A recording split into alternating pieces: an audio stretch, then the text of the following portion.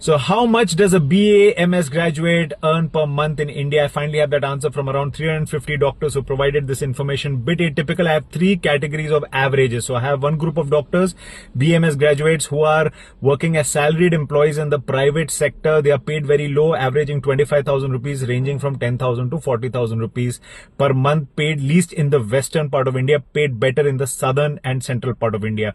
Then there are those BMS graduates who are earning by running their own clinics, chains of clinics, nursing homes, and also involved in Ayurvedic medicine preparations. These guys are earning between 1 to 4 lakh rupees per month, more in the tier 2 cities of the country. And the last, the group which is in the middle, which are not doing anything related to BMS. They are doing other things like research, writing, managerial positions, or other things.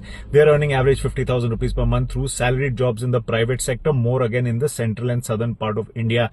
So guys, this I hope gives you a better idea of how BMS earnings are.